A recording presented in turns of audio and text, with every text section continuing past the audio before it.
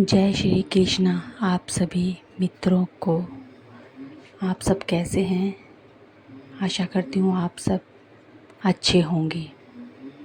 आज हम श्रीमद् भागवत गीता का तीसरा अध्याय पढ़ने जा रहे हैं। तो आज श्री कृष्ण जी अर्जुन को कर्म का महत्व, कर्म करते हुए कर्म के परिणाम और कर्मों के फलों के प्रति कोई भी लगा यह इच्छा न रखने के बारे में बताते हैं। वह कहते हैं कि आत्मा में ही संतुष्ट रहो। प्राकृतिक खुद ब खुद कर्म करती है। आत्मा कर्म नहीं करती, लेकिन अहंकारवश मनुष्य अपने आप को कर्ता समझने लगता है। हमारा शत्रु कोई और नहीं बल्कि हमारी ही इच्छा और क्रोध है। इसलिए जिस मनुष्य ने इन इंद्रियों पर नियंत्रण करना सीख लिया है, अर्थात इन दोनों पर नियंत्रण रखना आवश्यक है। अर्जुन के शब्द से कहते हैं कि हे माधव, यदि आप समझते हैं कि बुद्धि का मार्ग सकाम कर्म के मार्ग से अधिक अच्छा है, तो आप मुझे यह भयंकर कर्म करने को, युद्ध लड़ने को क्यों कहते हो? ऐसी बातों से आप मेरे मन को भ्रमित कर रहे हो। मुझे चारों तरफ अपने ही रिश्तेदार दिखाई दे रहे हैं। मैं कैसे उनको मार सकता हूँ? मेरी आत्मा अंदर से घबरा रही है। कृपया मुझे सही मार्ग दिखाएं। मुझे निश्चित तौर से वह एक बात बता दो जिसे करने से मेरी अधिक से अधिक भलाई हो। तो श्री कृष्ण मुस्कुराते हुए उत्तर देते हैं कि सुन, बाद इस दुनिया के आरंभ में मैंने मुक्ति 12वां होता है। चिंतन करने वालों, गहरी सोच करने वालों के लिए ज्ञान का मार्ग बताया है और कर्म करने वालों के लिए शर्मनाक बताया है। कर्म से बचने के लिए या तो कर्म को ना करने से कोई व्यक्ति कर्म से मुक्ति नहीं पा सकता और ना ही कर्म के त्याग से उसे कभी सिद्धि मिल सकती है। अर्थात व्यक्ति को कर्म करना चाहिए, फल की इच्छा नहीं करनी चाहिए, क्योंकि कोई भी व्यक्ति क्षण भर के लिए भी कर्म किए बिना नहीं रह सकता। प्रत्येक व्यक्ति को प्रकृति से उत्पन्न अपने गुणों के कारण मजबूर होकर कर्म करना ही पड़ता है। जो लोग अपने कर्म इंद्रियों को ऊपर से तो ज़बरदस्ती रोक लेते हैं, लेकिन अपने मन में उन्हें इंद्रियों के विषयों के बारे में सोचते रहते हैं, तो ऐसे लोग भटके हुए होते हैं। उन्हें समझ नहीं आ रहा होता और वह खुद को धोखा दे रहे होते हैं। उनका जो ये आचरण है बस एक झूठ है। वह व्यक्ति श्रेष्ठ है जो अपने मन से अपनी इंद्रियों को वश में करने में लगे रहते हैं। इसीलिए पाठ तेरे लिए जो कर्म नियत है, तेरा जो कर्म नियत है तो उसे ही कर। बिना कर्म के तो तेरा यह श्री यंत्र वह भी नहीं हो सकता। इस संसार में यज्ञ के रूप में किए जाने वाले कर्म, यह बिना स्वार्थ किए गए कर्म ही बंधन से मुक्त, और इन्हें करने से मनुष्य कभी भी किसी भी प्रकार के बंधन में नहीं बनता। अन्य सभी कर्म बंधन में डालने वाले होते हैं। श्री कृष्ण जी कहते हैं कि इसीलिए हे पार्थ, सभी प्रकार के लगाव को छोड़कर तू यज्ञ की भावना के बिना स्वार्थ के अपना सभी कर्म करता जा।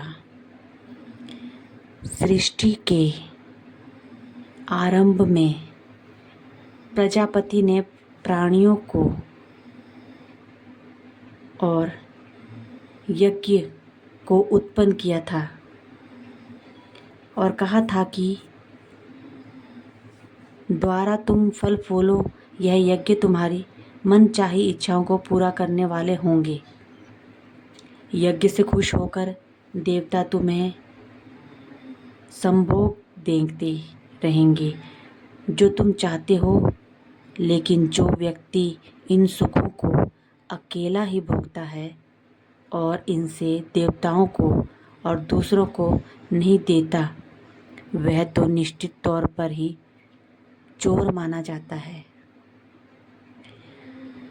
जो लोग यज्ञ से बचे हुए हैं, यज्ञ के पवित्र प्रसाद को खाते हैं, तो वह पापों से छूट जाते हैं। लेकिन जो केवल अपने लिए ही भोजन पकाते हैं और अकेले ही खाते हैं, तो वह समझो पाप ही खाते हैं। सभी प्राणी अंश से उत्पन्न होते हैं, अन्य वर्षा से उत्पन्न होते हैं। वर्षा योग उसे और यज्ञ कर्म से उत्पन्न होता है।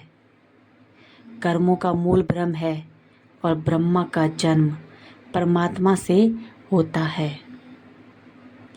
इसीलिए उत्सव अपनी ब्रह्मचर्य में स्थित रहते हैं।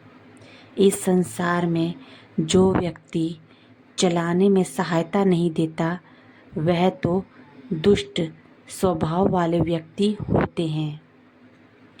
लेकिन जो मनुष्य आत्मा में ही आनंद लेते हैं, जो आत्मा में ही संतुष्ट रहते हैं और जो आसमान में वितरित हैं, उसके लिए कोई भी ऐसा कार्य नहीं है जो करना जरूरी हो। इस संसार में ऐसे व्यक्ति के लिए कोई भी चीज़ ऐसी कुछ भी नहीं रहती जो इसके द्वारा किए गए कर्मों से प्राप्त होनी हो या फिर उन कर्मों द्वारा प्राप्त हो ना हो। जो उसने यही नहीं हो, वह किसी भी प्राणी पर अपने स्वार्थ के लिए निर्भर नहीं रहता। इसीलिए बात तो हमेशा बिना लगा निस्वार्थ भाव से कर्म करता जा, क्योंकि बिना लगा बिना स्वार्थ करता हुआ मनुष्य ही भगवान को प्राप्त होता है। अज्ञानी भी ऐसा ही निस्वार्थ कार्य करे, परम गति तक पहुँचते हैं। तो मैं भी उन्हें की तरह निस्वार्थ कर्म करते रहना चाहिए। और वैसे भी जन कल्याण और संसार की व्यवस्था बनाए रखने के लिए तुझे कर्म करना चाहिए। लोग जैसा आचरण करते हैं, आम लोग भी वैसा ही करने लगते हैं। वह जैसे आदर्श पेश करते हैं, जनसाधारण उसी का अनुसरण करते हैं। अब तो मुझे ही देख बात तीनों लोकों में ऐसा कोई कर्म नहीं है जो करना जरूरी हो, और ना ही ऐसी कोई वस्तु है जो मुझे प्राप्त ना हो या मुझे प्राप्त करनी हो। फिर भी मैं कर्म करने में लगा ही रहता हूँ, क्योंकि यदि मैं सावधान होकर कर्म गुरु और कर्म करना छोड़ दूं, तो जो कि लोग मेरे ही मार्ग पर चलते हैं तो वह लोग भी कर्म करना छोड़ देंगे। इसीलिए पार्थ, तू सारी चिंताओं को त्याग कर अपने कर्म पर ध्यान दे, अपने कर्म पर केंद्रित रह। वह लोग भी कर्म करना छोड़ देंगे और जब लोग कर्म करना छोड़ देंगे तो संसार में अराजकता फैल जाएगी। यह संसार ही नष्ट हो जाएगा। मैं खुद ही समस्त प्रजा के विनाश का कारण बन जाऊंगा। ऐसा कभी ना हो, इसीलिए मैं हमेशा ही कर्म करने में लगा रहता हूँ।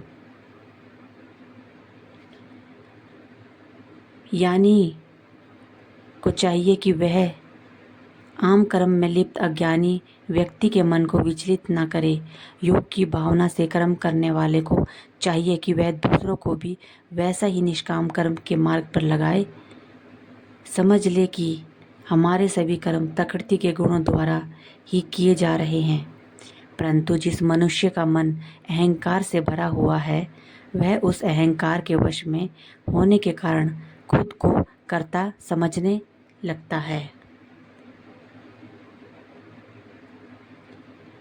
भूत के सत्य को समझ लेना और साथ में जो यह भी समझ लेता है कि प्रकृति के गुण ही अपने अपने कार्य क्षेत्र में कर्म करते रहते हैं, गुण इंद्रियों के विषयों में भी कर्म करते रहते हैं, तब यह जानवर आसक्ति नहीं होती।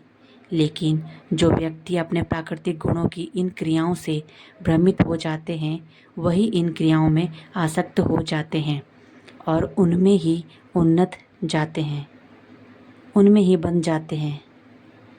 सच्चे और पूर्ण ज्ञान को जानने वाले व्यक्ति को उन मूढ़ और अज्ञानी व्यक्ति के मन को विचलित नहीं करना चाहिए, जिनका ज्ञान अधूरा है और जो केवल थोड़ा सा ही जानते हैं।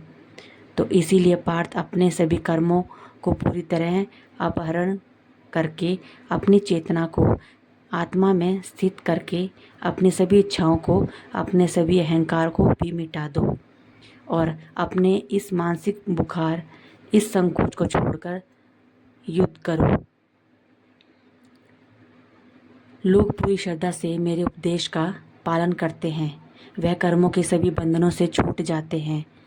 जो लोग ईर्ष्या के कारण मेरे इस उपदेश का तिरस्कार करते हैं, जो उसने गलतियां निकालते हैं और इसका पालन नहीं करते, तो वह लोग वास्तव में संपूर्ण ज्ञान की प्रति मूढ़ है। धन्यवाद। आज का यह वीडियो आपको कैसा लगा? आगे हम अगला अध्याय आपको अगले पार्ट में सुनाएंगे। धन्यवाद। जय श्री कृष्ण।